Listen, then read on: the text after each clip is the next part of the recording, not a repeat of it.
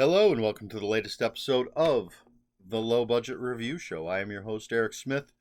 Today, I'm talking about The Surrogate by Nick Sharman. Is that correct? Yes, it is.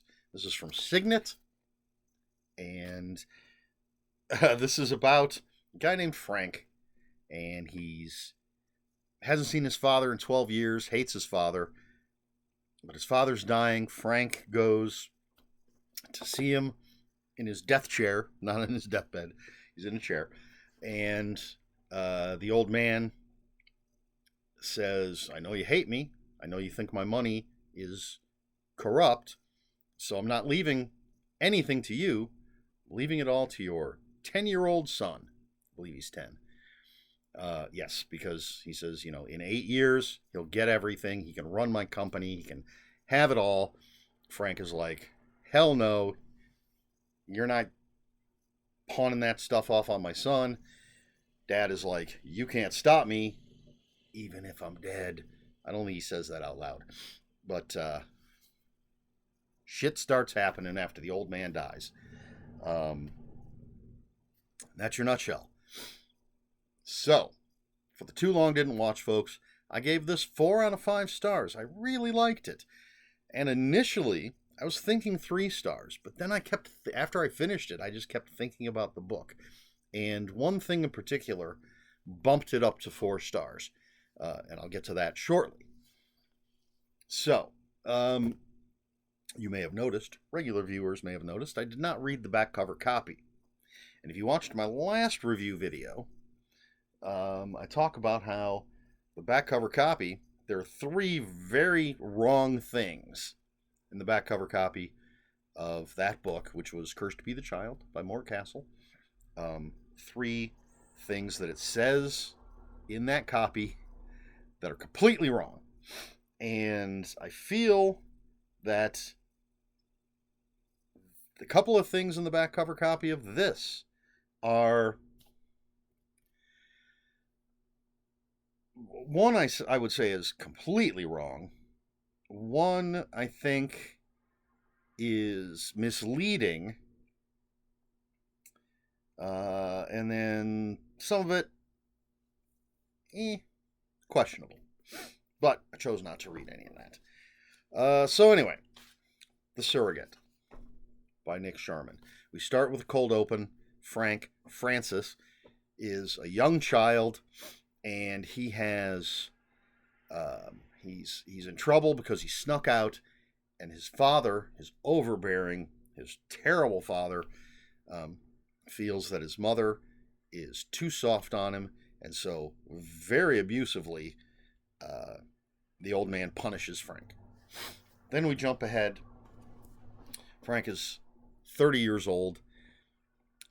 He's a widower. He has a 10-year-old son, and as I said, he left home at 18. Hasn't been back, kept putting it off. Every once in a while, he'd be contacted, come and see his father, but he's put it off. But his father's dying, doesn't have long left, and he finally decides he's going to go and do it. And we just learn about the hate that Frank has for his father, what a terrible person his father is. Frank says that his father murdered his mother, and we learn about the inheritance and everything. Frank turning it down. And then some weird things start happening. The old man dies, and even weirder things start happening. And it's a build. It just builds and builds. And Frank is being pushed to the edge until the crazy climax. It's perfectly well written. Takes place in London, and Nick Sharman initially from somewhere else. Born in Oslo, Norway, lived there for 6 years until his family moved to England, where he now resides. This is from 1980, so that's all the information I have. So, English book. Although I didn't notice... Not that I was paying that much attention. Didn't notice like a lot of English spellings. But the reason that I bumped this from 3 to 4, one of the reasons, is it gave me very 1970s made-for-TV movie vibes in the best way possible. Now, I don't know what they were showing on English TV back then, but there are scenes, like this is much gorier and nuditier than they would have shown on TV here. I don't know if in the 70s they allowed for nudity in their horror stuff. I mean, I grew up watching Benny Hill on PBS when I was a kid, and that was, from England, and it had nudity in it. But I don't know what their gore and nudity content was in their TV stuff back in the 70s. But this really, the characters, the slow build, the things that happened, the really creepy things that happened, and Nick Sharman was really good, in my opinion, at building up the creep factor, and then boom, having those sort of cliffhanger chapter breaks where Frank is sort of frozen in fear. He's lying on the couch in his supposedly empty flat, but he's heard something moving down the hallway, and now the door is slowly creaking open. Boom, end of chapter. And that felt, that's a commercial break. And then I could even there at the end, as I'm reading the last 20 pages or so, there was a soundtrack playing in my head that felt like, again, from a 1970s made-for-TV movie. And I loved those things back in the day. Trilogy of Terror, Don't Be Afraid of the Dark, two of my favorites. And so that feeling of nostalgia that gave me, bumped it. I was actually going to go like 3.5. You can't do halves. I was going to go 3. I was going to bump it down to 3, round down on Goodreads, but really the feeling it gave me bumped it up to a 4. So if you're a fan of like old 70s made for TV movies, I would highly recommend this. Even though Frank can be unlikable at times, but I guess it's understandable considering what's going on around him. And there are twists and turns in the story. I was surprised by some things because one thing seems obvious and maybe it wasn't obvious. Just things going on, and it does have. I mean, that looks like a Raggedy Ann to me. I don't know if that's actually what it's supposed to be, but it does have. This is in it. There's the kid, little 10-year-old, and I guess that's the dead father.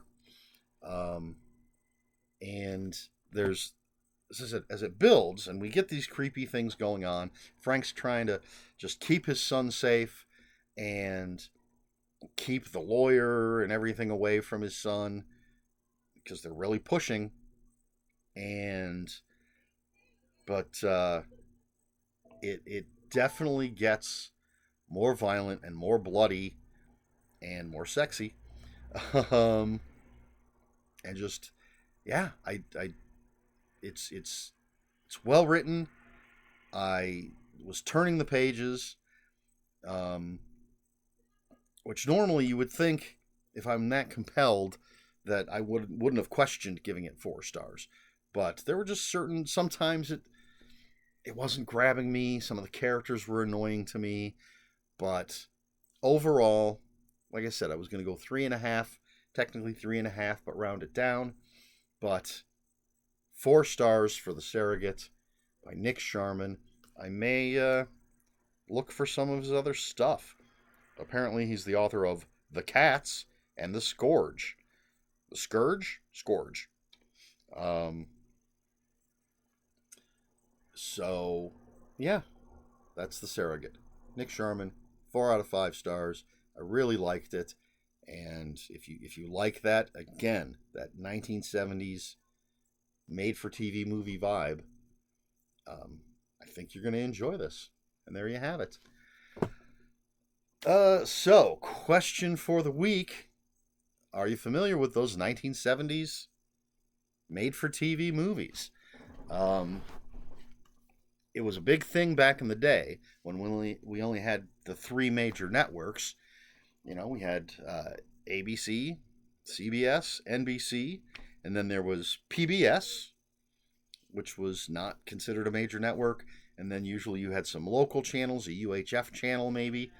We had Channel 43, and if we got the antenna just right, we could get Channel 55 in. But it was exciting when there, and again, you had whatever was on TV. You saw it when it was on, or you didn't see it until repeats played in the summer. And so it was exciting when there was a new movie that's made just for TV. Because, again, movies that came out in the theaters weren't always being played on TV. Certainly didn't have the streaming, obviously. That's why Thanksgiving was a big deal, because that was the only time of year you'd see the original King Kong.